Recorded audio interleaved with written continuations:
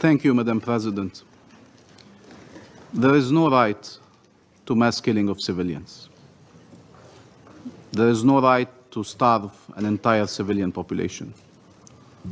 There is no right to forcibly displace a people. And there is no right to annexation. This is what Israel is doing in Gaza. These are its war objectives. This is what the absence of a ceasefire is allowing it to continue doing. This full-fledged Israeli assault against the Palestinian people and the Palestinian land is about everything except the hostages. If the families of hostages can see that, how can anyone in this room claim otherwise? A ceasefire will allow to save lives, all lives. This was true a year ago. This is even more true today. A ceasefire doesn't resolve everything, but it is the first step towards resolving anything. And what is the answer of those who are still unwilling now, after all this death and destruction, not to call for an unconditional ceasefire? Is it to accept that the killing should continue until we resolve everything while we watch that we are resolving nothing? We heard over and over again statements in this chamber by all members without distinction about protection of civilians, about rejecting forcible displacement, about rejecting starving the Palestinian population, about rejecting annexation, about rejecting wanton destruction, about rejecting regional escalation. Everyone around this table agreed on these objectives, and yet here we are. 44,000 Palestinians killed. This is those who are accounted for. Many more are not accounted for. One day we will retrieve them in mass graves under the rubbles, and we will discover the real numbers of this horror. And there will be many that we will never retrieve. Famine that is looming all over Gaza, that is a reality in northern Gaza. 2 million people displaced, still hunted even when they are in tents. Total destruction of Gaza and all the requirements of life in it. And war on Lebanon, its people and its sovereignty. What does it mean to proclaim all these principles, we reject, we reject, we reject, and then shield Israel of the consequences of its actions, thus allowing it to do exactly what we're asking it to stop doing? Madam President, the world should not grow accustomed to the death of Palestinians, to seeing Palestinian children starving, to seeing mothers carrying their children from one place to another, forcibly displaced. They should not get accustomed to seeing journalists killed and humanitarians killed, to see Palestinians detained, abducted, carried on trucks to go be tortured, sexually abused, and raped. The fact we are Palestinians does not make that less shocking or less outrageous. Maybe for some we have the wrong nationality, the wrong faith, the wrong skin color. But we are humans, and we should be treated as such. Is there a UN charter for Israel that is different from the charter you all have? Tell us. Is there an international law for them, an international law for us? Do they have the right to kill, and the only right we have is to die? What the hell does Israel need to do more for this council to act under Chapter 7? What more can they do for this council to act under Chapter 7? Or will this council be the last place on earth that cannot recognize a threat to peace when they see it? When it is so glaring, so undeniable? You are witnessing the attempt to annihilate a nation, destroy a nation. It is not even hidden. It is in plain sight. And yet the very tools designed to respond to these situations are not being used. So which one is it? Are Palestinian lives not worth saving? Or does Israel have a license to kill? Can this council only adopt resolutions and then witness their blatant breach? This self-inflicted powerlessness has to stop. And like Algeria, we repeat, the resolutions of this Council are binding. Their role is to be enforced. Their role is to change reality, not to record violations for history's purposes and then allow them to continue. Had diplomatic efforts succeeded, we would not be here. We recognize all the efforts that were done, all the diplomatic efforts that were conducted. And yet, we have to recognize children are still starving in Gaza. Families are being killed. Communities are being obliterated. Had these efforts succeeded, we would not be here. But what we cannot accept is that Israel has a veto that blocks any attempts to put an end to this war, especially when we know what are its true intentions. Madam President, many peoples, many governments around the world are saying the right things and trying to do the right things. And we have here to express our gratitude to the E10 for their relentless efforts for over a year now. And in the recent month, we all were hoping that 2735 would lead to a ceasefire. And we can discuss who is responsible for that ceasefire not occurring. For us, it is pretty clear that Israel had never an intention to accept a ceasefire and has found every reason not to have a ceasefire. We thank Guyana for its efforts in coordinating the E10 initiative. We thank all of those who have voted in favor of this resolution, and we agree with Malta and with Algeria. This is the bare minimum. This is the bare minimum that morality, humanity, legality would plead for. And this bare minimum, even this bare minimum, was vetoed. I truly do not understand, and you're saying we cannot be for an unconditional ceasefire. What that means, in effect, now is that we are for a war.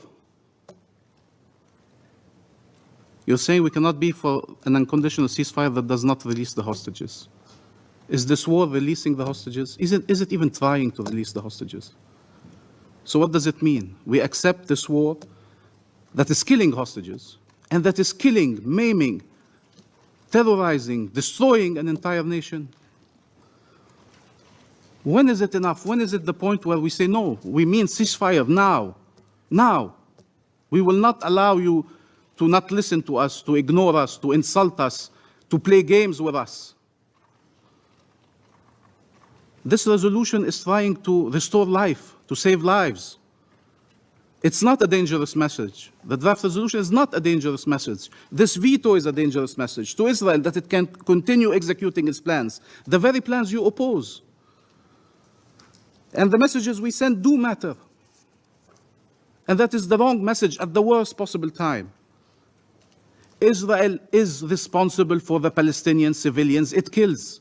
It cannot be absolved of that responsibility. It is killing them purposefully, deliberately, repeatedly, massively. It is starving them on purpose. Nobody can deny it. We sat in this room, we heard every UN agency, every testimony, every NGO, Palestinian, Israeli, international, saying the same things. This is by design.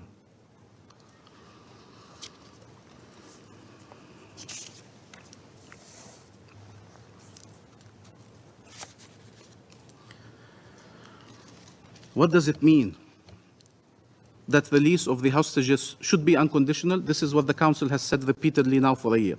Release of hostages should be unconditional.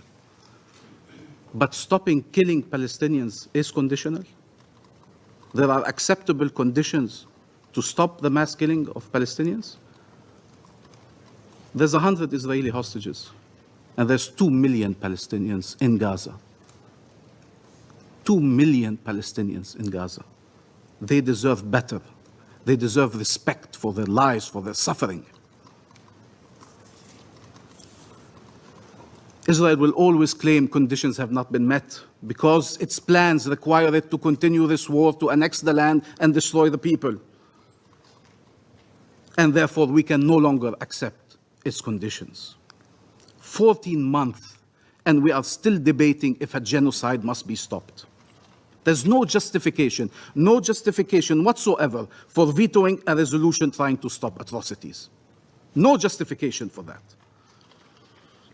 Madam President, one day someone will dig up these meetings, the records of them, will see us pleading for the lives of our people over and over and over and over again. And they will try to understand why our calls were not heeded. They will look at the people who sat around this table and spoke and addressed you from all over the world to call on the Council to take action. They will read what everybody here has said. And then they will wonder how a genocide displayed on TVs known to the whole world was able to continue for this long. They will wonder if the whole world is against the mass killing, against the displacement, against the starvation, against the annexation. How come they all occurred? It is because we are allowed to speak about the rules, but not to enforce them. Because we can regret and reject, but not act. There are many states now stepping up to change this reality. We call on all states and all peoples to stand for life, for freedom, and for peace. We are out of time. We repeat, we are against harming any civilians. And we have more than our share of grievances. We could have sat here and tried to justify harming civilians. We never did, not one day. And we're still sitting here after tens of thousands of our people have been killed. Many have been detained. All have been traumatized. All have been displaced.